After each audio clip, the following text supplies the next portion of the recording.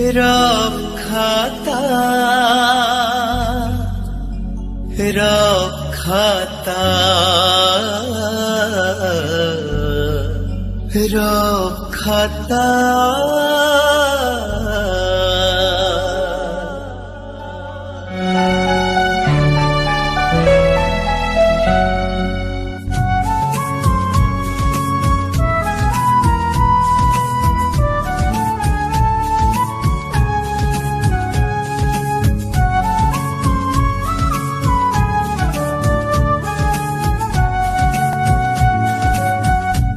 स्मृति अगणारे जन्ह पहरिले मने पड़े जेउ कथा सबु जवनारे निया लागी गले मने पड़े जेउ कथा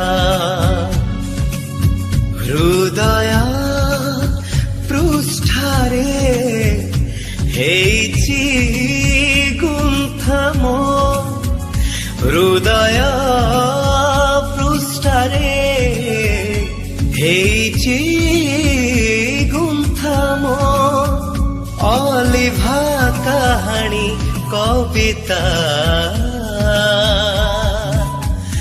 रखाता रखाता रखाता रखाता रखाता रखाता रखाता रखाता।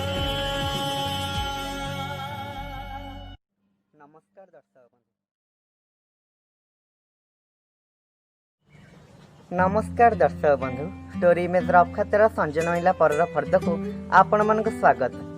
सरी जाइए नवरात्र 9 दिन आज 10म दिन रे पवित्र दशहरा आम रखाता परिवार तरफ आपण मान दशहरार हार्दिक शुभेच्छा और शुभकामना।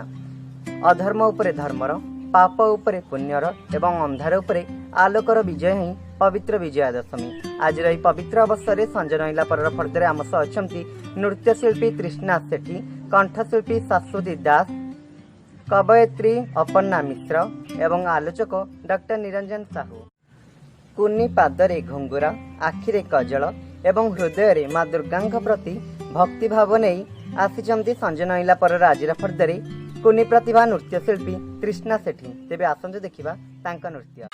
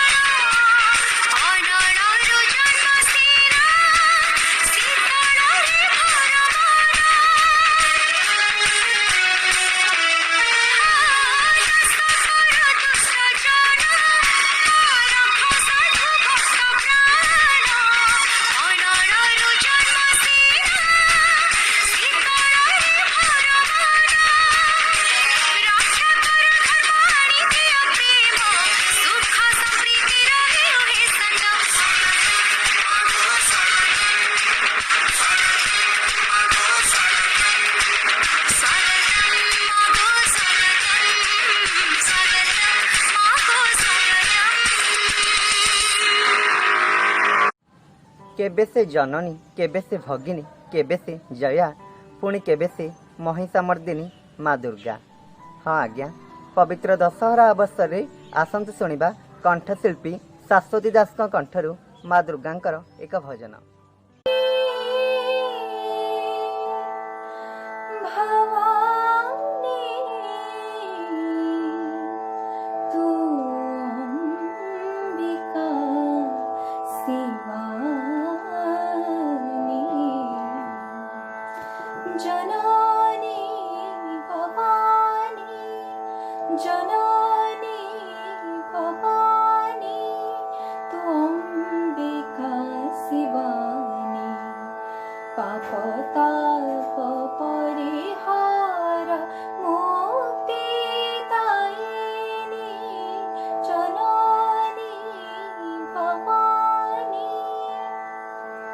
नमस्कार, मु शाश्वती। दुर्गा पूजार हार्दिक हार्दिक शुभकामना आपण मानक। आज दशहरा रे मु बस चाहूँगी कि जो अवस्था चलती कोरोना बहुत जल्दी जल्दी सरी जाऊ दुनिया आ समस्ते बहुत भल रुहतु। तेणु मुझे दुर्गांकर आ गोटे स्तुति गाँची जार ना हूँ महिषासुर मर्दिनी स्तोत्रम।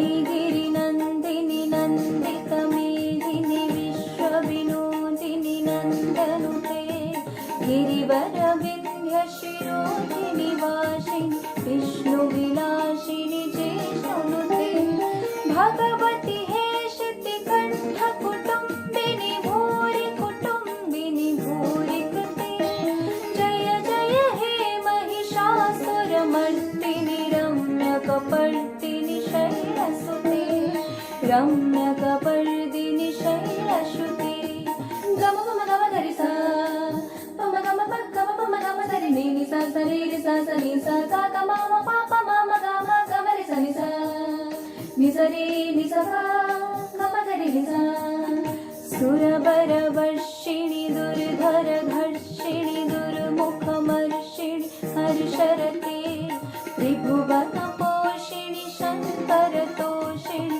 ते विषमोषिणि घोषरते धनुजनि रोषिणि दितिशतरोषिणि दुर्मदशोषिणि सिन्धुसुते जय जय हे महिषासुरमर्दिनि रम्यकपर्दिनि शैलसुते रम्यकपर्दिनि शैलसुते। शरत राणी शीर्षक कविता माध्यम शारदीय पूजार शुभेच्छा जणाइछन्ति संजनइला परर आजिर फर्दरे कवयित्री अपर्णा मिश्र। तेबे आसंते शुणिबा तांका कविता। खाता समस्त कर्मकर्ता मानक मोर प्रणाम। अपर्णा मिश्र, श्यामपुर तुलसीपुर जाजपुर।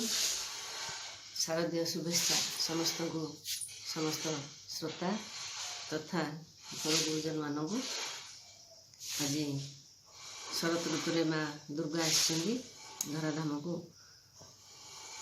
मो कवितार शीर्षक शरत राणी। बरसा उन्ते शरत राणी आसई धरा धामे धवल पाट धवल थाट धला पुष्पक जाने नईर जल स्वच्छ शीतल पखाळे पाद दुई काशतंडी फूल हसी पाछोटे स्वागत गीत गाई नील गगने धला बौद दिशई छत्र प्राये धला बगुली दल उड़ती पूर्व पश्चिम जाए टगर धला तारका तोरा तातहु तोफा जन तातहु धला धरे कुआ कुमारी कुरंगी तनु मन କଇଁ ଫୁଲର ଭେଟି ଦିଅନ୍ତି ଜହ୍ନକୁ ଡାକି ଡାକି ଚନ୍ଦ୍ରମା ଭଳି ରାଜକୁମାର ହେବ ଜୀବନ ସାଥୀ। ଦଶ ଭୁଜା ମା ଦୁର୍ଗା ଆସନ୍ତି ତମ ମହିଷା ନାଶୀ ତୃପ୍ତିରେ ପୃଥି ଅଙ୍କ ପୁଲକେ ନିଶଙ୍କା ଶୋଭା ରାଶି ତୃପ୍ତିରେ ପୃଥି ତନୁ ପୁଲକେ ନିଶଙ୍କେ ଶୋଭା ରାଶି ଶରତ ଶ୍ଵେତ ସମାରୋହରେ ସନ୍ତୁଷ୍ଟ ଗଜଲକ୍ଷ୍ମୀ ବିଜେ ହୁଅନ୍ତି ମରତେ ହାତେ କାକର କୃପା ଘେନି କାକର ପରି ଆକାର ନାହିଁ କ୍ଷେତରେ ସୁନା ଧାନ ଦେଖୁ ଦୂରେଇ ଦୁଃଖ ଭାବ ସୁଖୀ କୃଷକ ମନ ନବବସନେ ନବଭୂଷଣେ ନୂଆ ଖାଇ ନବାନେ ଶୁଭ୍ର ସୁଷମା ଫୁଟି ଉଠଇ ଶରତ ଆଗମନେ ନବବସନେ ନବଭୂଷଣେ ନୂଆ ଖାଇ ନବାନେ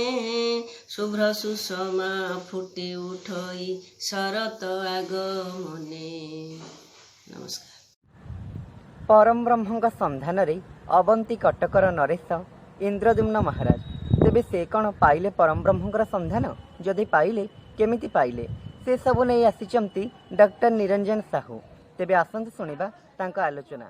ଅଚଳ ନିବାସାୟ ନିତ୍ୟାୟ ପରମାତ୍ମନେ ବଳଭଦ୍ର ସୁଭଦ୍ରାଭ୍ୟାମ୍ ଜଗନ୍ନାଥାୟ ତେ ନମଃ। ଜୟ ଜଗନ୍ନାଥ।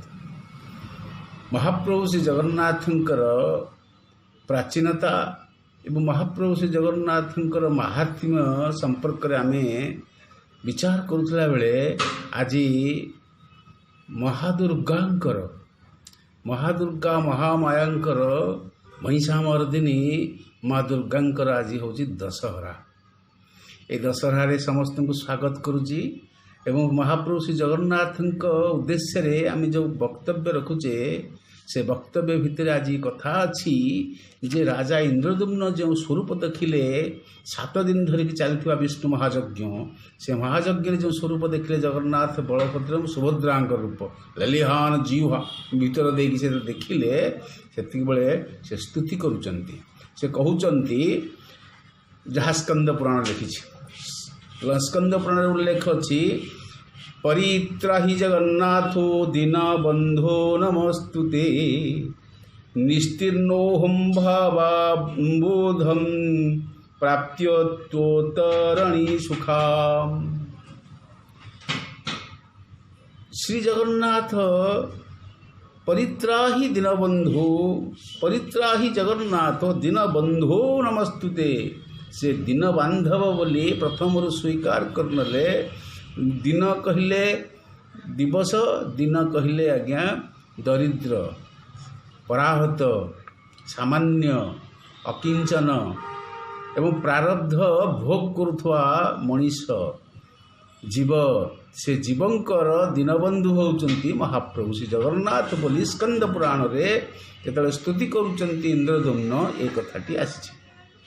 ଆଉ ଗୋଟେ କଥା ଆସିଛି ଯେ ଯେତେବେଳେ ଇନ୍ଦ୍ରଦ୍ୟୁମ୍ନ ମହାପ୍ରଭୁ ଶ୍ରୀ ଜଗନ୍ନାଥଙ୍କର ଦର୍ଶନ କରିଛନ୍ତି, ସ୍ତୁତି କରିଛନ୍ତି, ସେତିକିବେଳେ ବିଲେଶ୍ୱର ଯେଉଁ ମହାଦେବ ଅଛନ୍ତି ବିଲେଶ୍ୱର ମହାଦେବଙ୍କର ଦକ୍ଷିଣକୁ ପବିତ୍ର ମହୋଦଧି ତଟରେ ଅର୍ଥାତ୍ ଚକ୍ରତୀର୍ଥ ନୃସିଂହ ତୀର୍ଥ ବାଙ୍କି ମୁହାଣ ନିକଟରେ ଅପୌରୁଷେୟ ଦାରୁ ଯାହାର ମୂଳ ଊର୍ଦ୍ଧ୍ୱକୁ ଏବଂ ଅଗ୍ରଭାଗ ସମୁଦ୍ର ତଳ ଆଡ଼ୁ କୂଳ ଆଡ଼କୁ ସମୁଦ୍ର କୂଳ ଆଡ଼କୁ ଅଗ୍ରଭାଗ ଏବଂ ଊର୍ଦ୍ଧ୍ୱ ଆଡ଼କୁ ତାର ମୂଳ ଭାଗ, ଏଇ ଯେଉଁ ମହୋଦଧିରେ ଅପୌରୁଷେୟ ଦାରୁ ଆସିକି ଲାଗିଲେ, ଭାସି ଆସୁଥିବାର ଦେଖିଲେ। ସେଥିରେ ଶଙ୍ଖ ଚକ୍ର ଚିହ୍ନ ଶୋଭା ପାଉଥିଲା। ଋଗ୍ବେଦ କ'ଣ ପ୍ରମାଣ କରିଛି? ଋଗ୍ବେଦ ପ୍ରମାଣ କରିଛନ୍ତି ଅଦୌ ଯଦ୍ଦାରୁ ପ୍ଳବତେ ସିନ୍ଧୁ ପାରେ ଅପୌରୁଷମ୍ ତଦା ଲଭସ୍ୱ ଦୁର୍ହଣୁ ତେନ ଯାହି ପରମ ସ୍ଥଳମ୍। ଅର୍ଥାତ୍ ଯେଉଁ ଦାରୁ ଲାଗିଛି ସେ ଦାରୁ ହେଉଛି ଅପୌରୁଷେୟ, ସେ କୌଣସି ପୁରୁଷ ନୁହନ୍ତି, ଅପୌରୁଷେୟ ଦାରୁ। ମହାପ୍ରଭୁଙ୍କ ଚିନ୍ମୟ ପ୍ରତିଷ୍ଠାରେ ଲାଗି ପଡ଼ିଲେ ସମସ୍ତେ।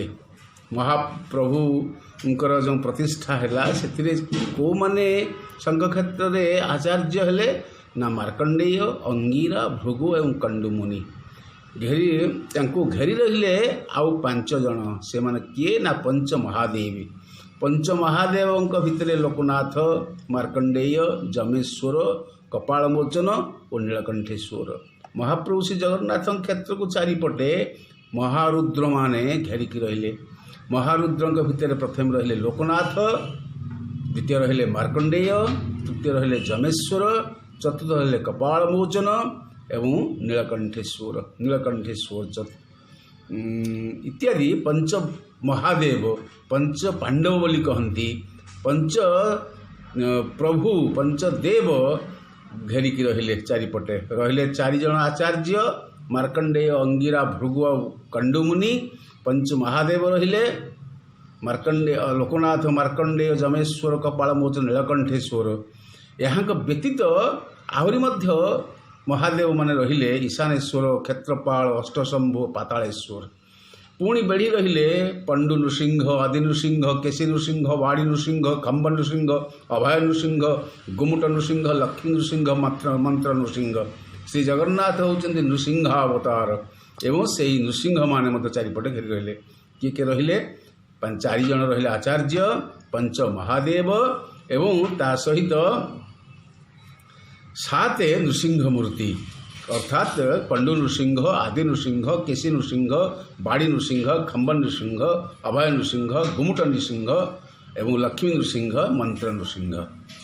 ଏହା ସହିତ ମଧ୍ୟ ରହିଲେ ମହାପ୍ରଭୁଙ୍କୁ। ମହାପ୍ରଭୁ ଆସିବେ ମାନେ ତାଙ୍କ ଚାରିପଟେ ସମସ୍ତେ ଥିବେ, ସେ ସମସ୍ତଙ୍କୁ ନେଇକି ଲୀଳା କରିବେ। ଅଷ୍ଟଦେବୀ ରହିଲେ 8ଟି ଦେବୀ, ମଙ୍ଗଳା, ସର୍ବମଙ୍ଗଳା, ଅର୍ଦ୍ଧଶୋଷିଣୀ, ଅଲାମଚଣ୍ଡୀ, କାଳରାତ୍ରି, ମରିଚିକା, ଚଣ୍ଡରୂପା, ବାସେଳି ଏଭଳି 8 ଦେବୀ ରହିଲେ।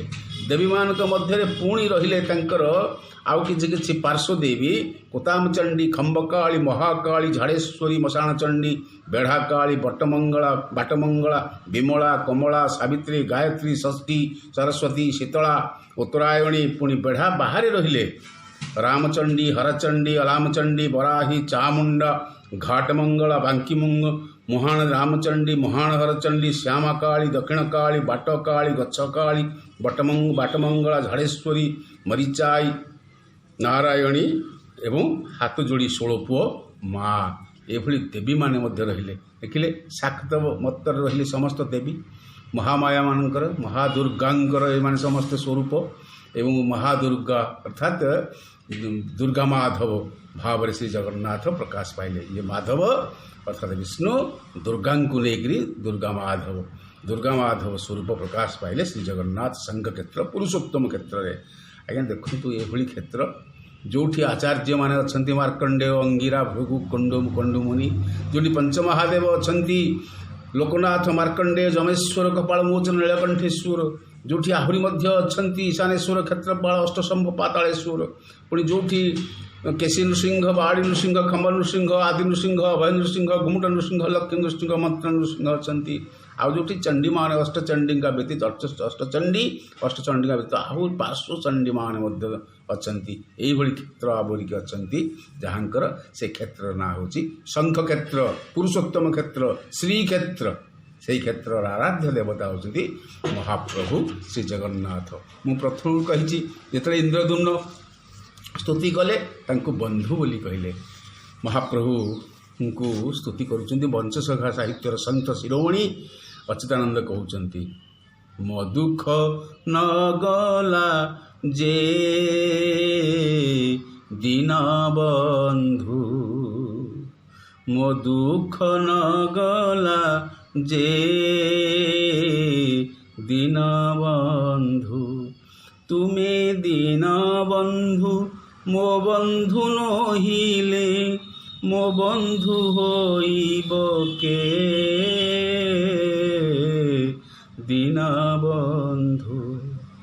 ଦୀନବନ୍ଧୁ ବୋଲି ଯାହାଙ୍କୁ କୁହନ୍ତି ସେହି ତ ପରମ ଯୋଗୀ, ଦୁଃଖୀ ଲୋକଙ୍କର ଦୁଃଖ ନିବାରଣ, ସୁଖୀ ଲୋକଙ୍କର ଭୋଗୀ। ଦୀନବନ୍ଧୁ ମୋ ଦୁଃଖ ନ ଗଲା ଯେ ଦୀନବନ୍ଧୁ। ହେ ଦୀନବନ୍ଧୁ, ତୁମେ ମୃଗୁଣୀକୁ ରକ୍ଷା କରିଥିଲ ଇନ୍ଦ୍ରକୁ ପଠେଇକରି, ମୃଗୁଣୀର ଆରତ ଫେଡ଼ିଥିଲ ହେ ଜଗନ୍ନାଥ। ପୁଣି ତୁମର ତୁଳସୀ ହେଉଛି ତୁମର ପ୍ରିୟ, ତୁଳସୀର ମୂଳରେ ଚାହିଁଲେ ଜଗନ୍ନାଥ ଦର୍ଶନ ଦିଅନ୍ତି। ଏବଂ ଅବନୀର ଭାରତ ସଙ୍କଟ ପଡ଼ିଛି, ତୁମେ ଅବନୀକୁ ରକ୍ଷା କରିଛ। ତୁମେ ଦୀନବନ୍ଧୁ ଦୀନବନ୍ଧୁ ଦୀନବନ୍ଧୁ। ଏବେ ଆଗକୁ ଦେଖିବା ଏଇ ଦୀନବନ୍ଧୁ କହି ଅଚ୍ୟୁତାନନ୍ଦ କିଭଳି ସ୍ତୁତି କରିଛନ୍ତି ମହାପ୍ରଭୁ ଶ୍ରୀ ଜଗନ୍ନାଥଙ୍କୁ। ଆମେ ଦେଖିଲେ ମହାତ୍ମ୍ୟ ମହାପ୍ରଭୁ ଶ୍ରୀ ଜଗନ୍ନାଥଙ୍କର। ପୁଣି ଆଗକୁ ଶୁଣିବା ମହାପ୍ରଭୁ ଶ୍ରୀ ଜଗନ୍ନାଥଙ୍କ ପାଇଁ କିଭଳି ସ୍ତୁତି ପ୍ରଦାନ କରିଛନ୍ତି ମହାପୁରୁଷ ଅଚ୍ୟୁତାନନ୍ଦ। ଜୟ ଜଗନ୍ନାଥ ଜୟ ଜଗନ୍ନାଥ ଜୟ ଜଗନ୍ନାଥ। ଦର୍ଶକ ବନ୍ଧୁ, ଆପଣମାନଙ୍କ ଭଲ ପାଇବା ପାଇଁ ଆମ ରଫ୍ ଖାତା ଆଗେଇ ଯାଇଛି। ଏମିତି ଦେଖୁଥାନ୍ତୁ ଆମ ରଫ୍ ଖାତାକୁ ଏବଂ ଭଲ ପାଇବା ଦେଉଥାନ୍ତୁ। ଆଜି ପାଇଁ ରହିଲି, ନମସ୍କାର। ତେବେ ଆପଣଙ୍କ ମୋବାଇଲରେ କବିତା ହେଉ କି ଗଳ୍ପ ନିଜେ ପଢ଼ି ଆମ ହ୍ୱାଟ୍ସଆପ୍ ନମ୍ବରକୁ ପଠାନ୍ତୁ। ଆମ ହ୍ୱାଟ୍ସଆପ୍ ନମ୍ବର 7504422096। ଆଉ ଥରେ କହିଦେଉଛୁ 7504422096। ଆମ ଯୋଗାଯୋଗ ନମ୍ବର 9337286723। ରଫ୍ ଖାତା।